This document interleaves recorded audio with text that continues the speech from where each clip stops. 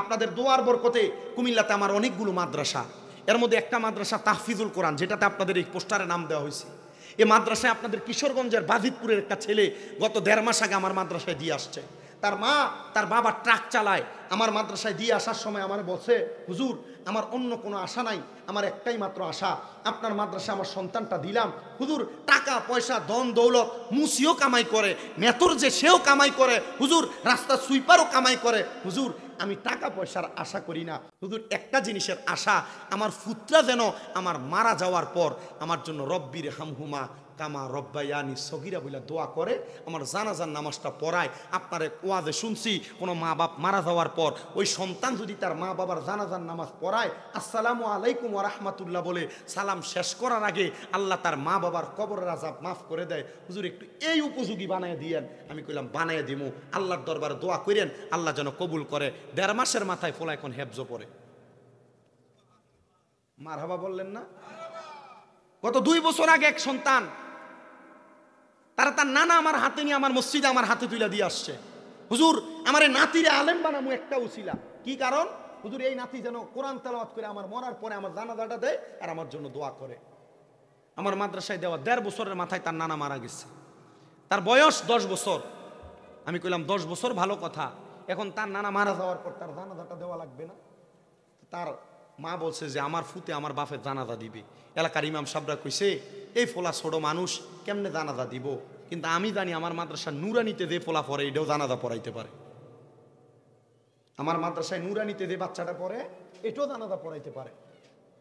তার বাপে কো হুজুর দরকার নাই, ফাটতো না। আমি কইলাম পারবে, আমার ছাত্র, আমি জানি আমার ছাত্র কোরআন তেলাওয়াত করতে, আমার ছাত্র জানাজা পড়াতে পারবে, দেন তারে। আল্লাহু আকবার, দাঁড়ায় গেছে। জানাজা শেষ, এই ছেলের বাবাই কানতে কানতে চোখের পানি ফালায়, হুজুর আমি জানি না আমার সন্তান যে জানাজা পড়াইতে পারবে, আমার জীবন ধন্য। আজকে 13 বছর বিদেশ করি, 13 বছর বিদেশ করাতে লাখ টাকা কোটি টাকা ইনকাম করেছি, হুজুর এতটুক বলতে পারি এই কোটি টাকা আমার কবরে যাবে না, এই ফুতের দোয়া আমার কবরে যাবে। আপনি কোন ওয়ারিসদার রেখে যাচ্ছেন? গান বাজনা করে, ডিজে পার্টির কনসার্ট করে, বিয়ে গা হলুদে নাচানাচি করে আপনি এটা করতেছেন। আপনি মনে করতেছেন বিয়ের মধ্যে গান বাজনা করতেছেন, কত সুন্দর মানুষ আমারে পয়সাওয়ালা বলবে, টাকাওয়ালা বলবে, আমার বিয়ে কত জাকজমক হয়েছে এটা বলবে। আপনি মুসলমানের মধ্যে গান বাজনা করতেছেন, আপনি মনে করতেছেন এই সুন্নতে খাতনা জাকজমক মানুষ আমারে ভালো বলবে। আল্লাহর কসম করে বলি, এই গান বাজনা, ডিজে পার্টির কনসার্ট করা, বিয়ের মধ্যে গান বাজনা করা, এটা হারাম, এটা হারাম, এটা হারাম। যারা করে তাদের বিয়ে মুসলমানি বলেন, সুন্নতে খাতনা বলেন, হারাম দিয়ে করার কারণে পুরোটা অনুষ্ঠান হারামে রূপান্তর হয়। আর আমার মতো আপনার মতো কিছু ইমাম সাহেব যাই এখানেও দোয়া করে, আর ইমাম সাহেব দোয়া না করলে চাকরিও নাই।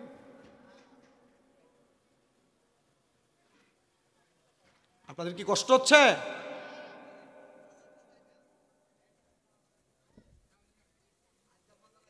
কি হবে আলেম সেজে সমাজেতে, যদি না হক কথা উচ্চ সুরে না বলিতে। কি হবে আলেম সেজে সমাজেতে, যদি না হক কথা উচ্চ সুরে না বলিতে। চাকরির ভয় করো যদি ছেড়ে দাও ইমামতি, চাকরির ভয় করো যদি ছেড়ে দাও ইমামতি। কি হবে আল্লাহকে ধোঁকা দিয়ে, কি হবে আল্লাহকে ধোঁকা দিয়ে, কি হবে বেঁচে থেকে অযথা বিদ্যা শিখে। যদি না ঘটতে পারো শুধু মুক্ত সমাজটাকে, যদি না ঘটতে পারো হারামবিহীন সমাজটাকে। আমি আপনাদেরকে বলে দেই, যারা আপনারা গান বাজনা করেন, আপনারা বিভাগের মধ্যে যারা ডিজে পার্টির কনসার্ট করেন, ডেক্সে টাইনা বাজান, আপনার যদি বিবেক দেয় আপনি বাজাইবেন। আমার কথাগুলা শোনার পর, হাদিসগুলা শোনার পর আল্লাহ নবী 3টা হাদিস শোনায় দেই। 1 নাম্বার, আল্লাহর নবী বলেন দুনিয়ার জমিনের মধ্যে যারা গান বাজনা করে, ডিজে পার্টির কনসার্ট করে অথবা গান বাজনা করে নর্তকী নাচায়, ওই ব্যক্তিগুলা যখন গান বাজনা করে, এরা যখন ইন্তেকাল করে কবরে যাবে, রহমতের নবী বলেন এরা ইন্তেকাল করে কবরে যাওয়ার পর আগুনের গরম সীসাকে ঢালাই করে তাদের কানগুলাকে ঢালাই করে দেওয়া হবে। তাদের কানগুলার মধ্যে কাঁচকে ঢালাই গরম করে করে গলায়া তাদের কানের মধ্যে দিয়ে দেওয়া হবে।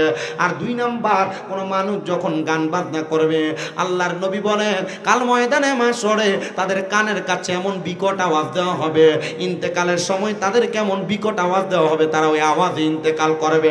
আর 3 নাম্বার, এ হারাম কাজ, এ গান বাজনা যারা করবে তাদেরকে কবরের মধ্যে যাওয়ার পর আগুনের কুণ্ডুলির মধ্যে এমন ভাবে ফুরানো হবে, ওই মানুষগুলাকে জাহান্নামের লাকড়ি বানানো হবে, লাকড়ি। যদি মন চায় জাহান্নামের লাকড়ি হইবা, যুবক ভাই তুমি গান বাজনা করবা, কোনো বাধা নাই। যদি মন চায় তুমি দুনিয়ার জমিন থেকে কবরে যাওয়ার পর তোমার কানে কাফকে গরম করে গলায় গলায় কানে ঢালাই নিবা, তুমি গান বাজনা করো, এটাতে কোনো বাধা নাই। যদি মন চায় গান বাজনা কইরা কবরে গেলে শান্তিতে থাকবা, তুমি করো, এটাতে তোমার কোনো বাধা নাই। এ পর্দার অন্তরালের আমার মা,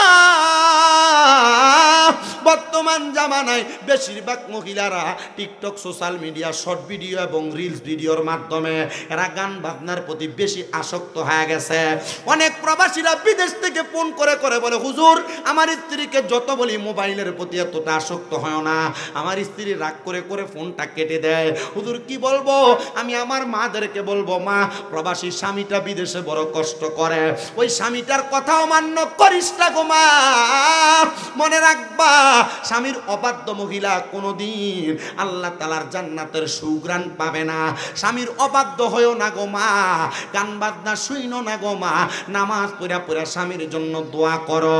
আজকেও নোয়াখালীর লক্ষ্মীপুর থেকে একটা মহিলা কল দিয়া বলছে, হুজুর হুজুর আপনি তো বলেন মা বোনদেরকে স্বামীর আদেশ মাইনা মাইনা চলার জন্য, কিন্তু যে স্বামীরা ঘরের মধ্যে স্ত্রী থাকার পরেও পরকীয়াতে লিপ্ত হয়ে যায়, যেই স্বামীরা ঘরের মধ্যে স্ত্রী থাকার পরেও ফোনে অন্য মহিলার সঙ্গে কথা বলে, যেই স্বামীরা ঘরের মধ্যে স্ত্রী থাকার পরেও অন্য নারীদের সঙ্গে সম্পৃক্ত হয়ে যায়, হুজুর ওই স্ত্রীরা অন্য নারীর সাথে সম্পৃক্ত হয়ে প্রথম স্ত্রীকে পর্যন্ত ছেড়ে দেয়। হুজুর ওই স্ত্রীদের ব্যাপারে কি আপনি স্বামীদের ব্যাপারে কি কিছু বলবেন না?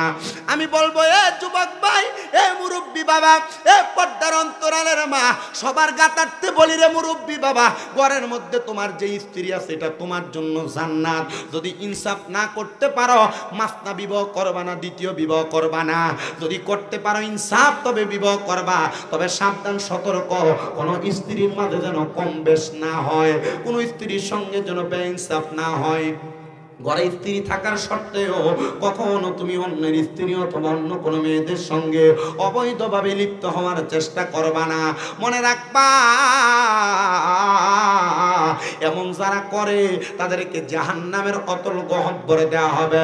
শুধু তাই নয়, তাই নয়, তাদের পুরুষাঙ্গের মধ্যে আল্লাহ তাআলা জাহান্নামের গরম রড লাগে, তাদেরকে আগুনের মধ্যে সেক দিবে।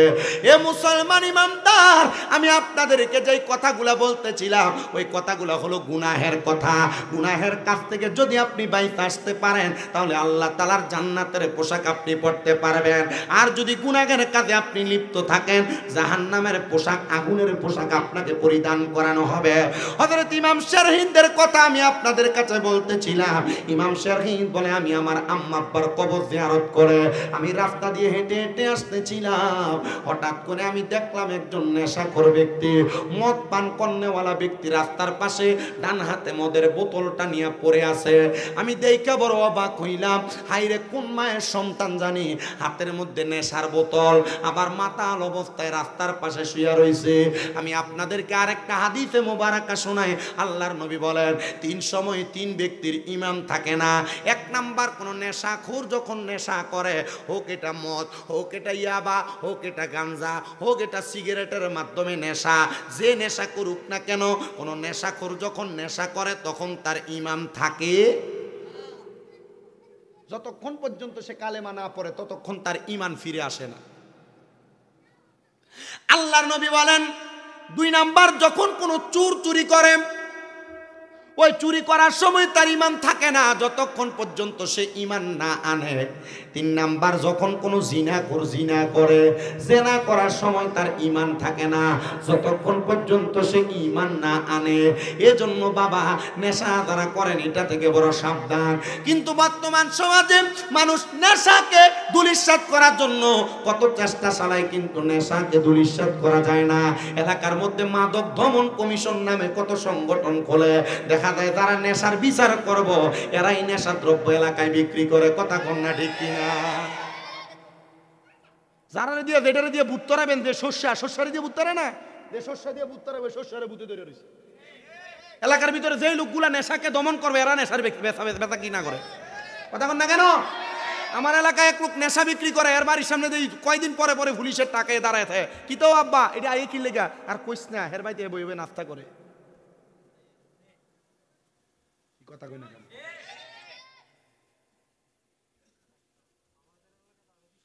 আপনার এলাকাতে আরো বেশি।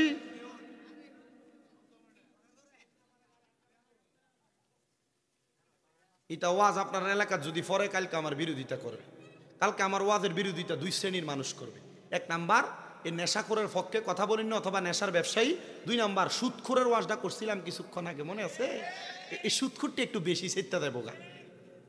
আবার এই সুদখোরের আরো কিছু প্রকার আছে, যদি আপনারা কষ্ট না নেন আমি একটু কইতে পারি, আপনারা শুনবেন। এই সুদখোরের কয়েকটা প্রকার। এখন আর এলাকার ভিতরে বেড়ারা সুদ খায় না, বাড়ি বাড়ি শাশিরারে দিয়ে সুদের ব্যবসা করে। আছে না নাই? আছে না নাই? বেডিয়া যদি আমার কাছে কাকা 10,000 টাকা আছে নি হাওলাত দেন না, আর আমার কাছে নাই তো শাশির কাছে চাই দেখ না, তাই বইনে দিছিল সাইলা দিবার লাগে। আমার এলাকাতে মানুষ সুদখোর কইব, এলাকাতে সুদের ব্যবসা করে না। 10 লাখ টাকা এককালীন নিয়ে ব্যাংকে রাখিয়া দেয়, এটার নাম দিছে এফডিআর। কথা কয় না, এটা ডিজিটাল সুদ। আরেকটা সুদ আপনার বউ আপনার ফান দিয়ে খাবায়। হুজুর এটা কোনটা? এটা হলো আপনার বউ, দেখবেন আপনার কবি তুমি যে যা কামাই করো সব খরচ করে লাও, আমরা আবুদ্দার ভবিষ্যৎ আছে না, আইও আমরা ব্যাংকে একটা এফডিআর করি। এটা আরেকটা সুদ। এটা আরেকটা ভবিষ্যৎ গড়ার লাগে এফডিআর করছে। এফডিআর নামক সুদ আপনি যে করতেছেন, এই টাকা আপনার ঘরে রাখতেছেন, আবার দেখবেন এই এফডিআর এর পক্ষে মাসিক মুনাফা, বাৎসরিক মুনাফার পক্ষে বহুমুল্লা মৌলবীরা সোশ্যাল মিডিয়ায় আইসা অমুক ব্যাংকের পক্ষে দালালি করে। এটা 100% দালাল। এটা ইসলামের লেবেল লাগাইয়া গায়ের ভিতরে মদের বোতলে মধুর লেবেল লাগাইয়া মদ বিক্রি না করিয়া মদ বিক্রি করে, মধু বিক্রি না করে মদ বিক্রি করে। এটা দালাল। এটা কখনো ইসলামী আলেম হতে পারে না। এফডিআর আর মুনাফার পক্ষে কথা কয়। মুনাফা ব্যাংকে দেয় ব্যবসায়ীরা সুদ, এই সুদের টাকা দিয়ে আমরা বেনিফিট দেয়। তুমি এটার সুদ কইলা না, তুমি এটার মুনাফা কইলা, এটা ব্যাককল মানুষ। আল্লাহ তাআলা এই সমস্ত আলেমদের কই যে কইছে সর্বপ্রথম আলেমদের বিচার হবে, এই সমস্ত আলেমদের বিচার হবে। বেঈমান বেআমল এই ইমামদের এই আলেমদের বিচার হবে। হযরত ইমাম শারহিন বলেন, আমি নেশাগ্রস্ত মাতাল লোকটাকে আমি রাস্তার পাশে দেখে আমি চিন্তা করলাম কে জানি কোন মায়ের সন্তান। আমি তার সামনে গেলাম, তার মাথার মধ্যে হাত বুলিয়ে দিলাম। দেখবেন যারা নেশা করে এরা হুজুররা কিন্তু একটু বেশি মোহাব্বত করে। আপনারা কি মনে করেন আমি জানি না, আমরা এলাকাতে এমন কয়েকটার আমি পাইছি, এটা আমার দেখলে হাতে মাতে সুমা দিয়া পায়ে দুইটা সালাম করে আনজা মানজা করে লয়। আমি আমি আমি হাতে দিয়ে এমনি দিয়া রাখি, বুক লাগাইতে দেই না, কারণ এটার ভিতরে হারাম। এটা ঢুকবো আমার ভাই সাহেব কইছি যে পরে ভাইরাস ঢুকবে।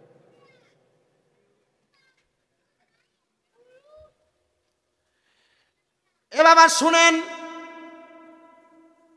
হযরত ইমাম শারহিন বলতেছে জগতের মানুষ, আমি চিন্তা করলাম কোন মায়ের সন্তান জানি। আমি তার কাছে গেলাম, তার মাথার মধ্যে হাতটা বুলাইতে লাগলাম।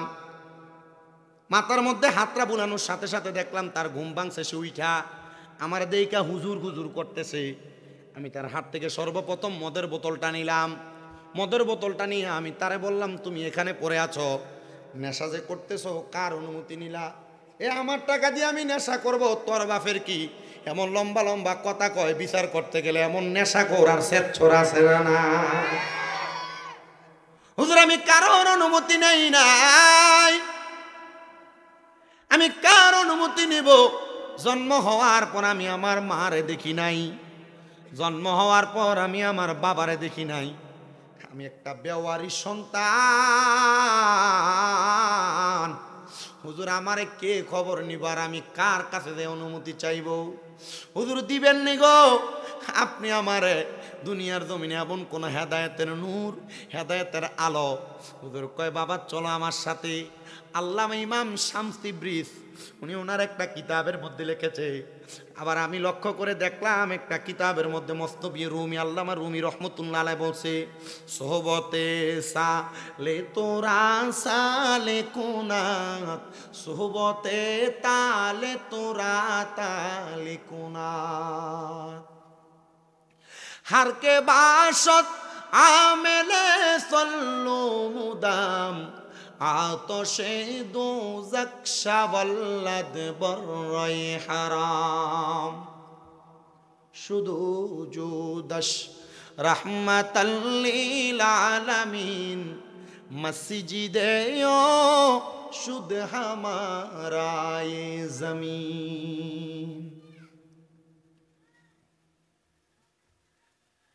ইমাম শারহিন বলতেছে বাবা তুমি কি ইমাম রুমির কথা শুনো নাই? সুহবতে সালে তোরা সালে কুনাত, ভালো মানুষ সলে মানুষ নেককার মানুষের সুহবতে থাকলে মানুষ নেককার হয়। সুহবতে তালে তোরা তালে কুনাত, বদ মানুষ খারাপ মানুষের সাথে থাকলে মানুষ খারাপ হয়। এ যুবক একবার চিন্তা করে দেখো, তুমি যে সিগারেট খাও, এই সিগারেট খাওয়া তোমারে কে শিখাইলো? আমি 10 জন যুবকের সাথে অবজারভেশন করার পর আমি একটা সুন্দর সমাধান পাইলাম। আমি জিগাইলাম, এ যুবক তুমি কেন সিগারেট খাও? হুজুর আমি খাই না, একদিন আমার এক দোস্ত সে সিগারেট খায়, শুধু বলছে একটা টান দিয়া দেখ, কিছু হবে না একদিন খাইলে। হুজুর একদিন খাইলে কিছু হবে না বলে আমার ওই দোস্ত খাওয়ানোর পর থেকে আমি সিগারেট খাই। তুমি কোন বন্ধুরে তোমার বন্ধু বানাইলা যে বন্ধু তোমারে সিগারেট খোর বানায়? কোন মানুষটারে তোমার দোস্ত বানাইলা যে তোমার জাহান্নামের রাস্তা দেখায়, যে তোমার চুরি শিখায়, যে তোমার জুয়া শিখায়, যে তোমার মদখানা শিখায়? আল্লামা শারহিন বলে তুমি আমার দোস্ত বানাও। হুজুর আপনি আমি নেশাখোররে দোস্ত বানাইবেন? এ বাবা নেশাখোর তোমার দোস্ত বানাই